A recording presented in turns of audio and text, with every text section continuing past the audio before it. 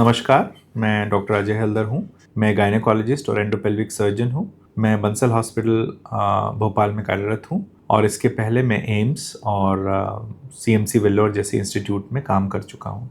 आज हमें बात करनी है सेप्टम रिलेटेड अबॉर्शंस के ऊपर। सेप्टम जो बच्चेदानी है उसके अंदर एक झिल्ली या एक मोटी मांसपेशी युक्त परत हो सकती है जो बच्चेदानी की जो अंदर जो कैविटी है, बच्चेदानी के अंदर की जो जगह है उसको छोटा कर देती है। इसके पहले कि हम समझें कि अबॉर्शंस कैसे होते हैं और कब होते हैं, हमें ये समझना पड़ेगा कि बच्चेदानी की संरचना कैसे होती है या कैसे बनती है। ये एक बहुत इंटरेस्टिंग फैक्ट है कि बच्चेदानी जब महिला या बच्ची पेट में होती है उस वक्त इसकी जो संरचना होती है वो दो ट्यूब्स से होती है। ये दो ट्यूब दो तरफ से आती हैं और आके बीच में आपस में मिल जाती हैं। तो ये बच्चेदानी के जो फेलोपियन ट्यूब्स होते हैं, बच्चेदानी खुद होती है और बच्चेदानी का जो रास्ता होता है जिसे हम सर्विक्स और वजाइना कहते हैं उसका कुछ पार्ट इन दो ट्यूब्स से बनता है। पर इसमें जो दो तरफ बनती हैं दोनों आपस में आके जुड़ जाती हैं और बीच की जो उसकी परत है उसको घुल जाना होता है या उसको जैसे जैसे बच्ची बड़ी होती है पेट में तो वो बीच की जो परत है वो घुल जाती है और बच्चेदानी की एक बड़ी कैविटी बन जाती है जहाँ पे बच्चा इन फ्यूचर में जहाँ बच्चा ठहरता है। पर किसी परिस्थिति के कारण ये अगर बीच की जो दीवार अगर न घुल पाए या आधी अधूरी घुले तब जाके एक सेप्टम का निर्माण होता है।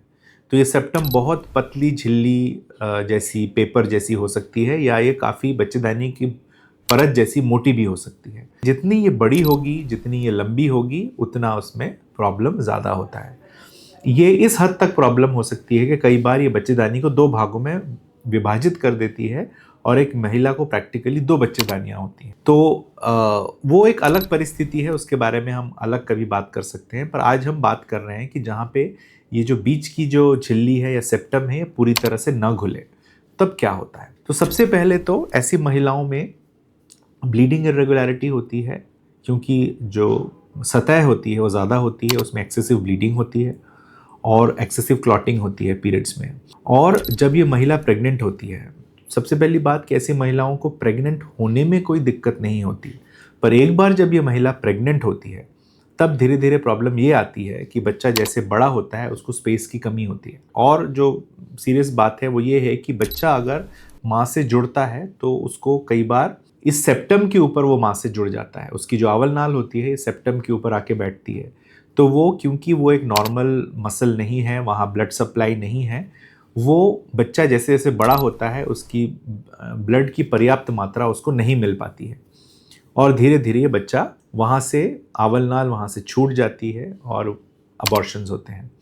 तो ये जो अबॉर्शन सेप्टम रिलेटेड अबॉर्शंस होते हैं जनरली वो 12 हफ्ते के बाद के अबॉर्शंस होते हैं। ऐसा नहीं कि उसके पहले अबॉर्शंस ऐसे महिलाओं में नहीं हो सकते, वैसे भी हो सकते हैं, पर समानता ये देखा गया है कि बच्चा जब एक पर्टिकुलर साइज को बन जाता है तब जाके उसको अबॉर्शंस होते हैं।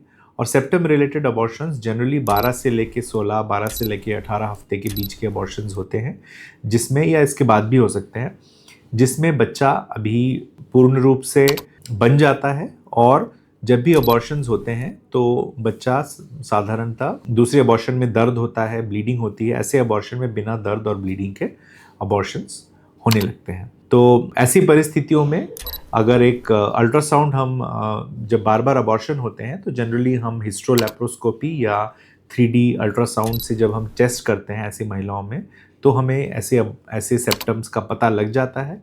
और कई बार जब हम दूरबीन की जांच कर रहे होते हैं ये पता लगाने के लिए कि सेप्टम है कि नहीं, उसी के दौरान जब हमें सेप्टम मिलता है तो हम उसको धीरे धीरे काट के उसको छोटा कर देते हैं जिससे कि संपूर्णतः नॉर्मल प्रेगनेंसी की तरफ महिला आगे बढ़ सकती है। इस विषय में अगर आपको फर्दर और जानकारी लेनी है तो आप मुझे मैसेज कर सकते हैं, मैं आपको पूरी तरह जानकारी देने की कोशिश करूँगा। आज के लिए धन्यवाद।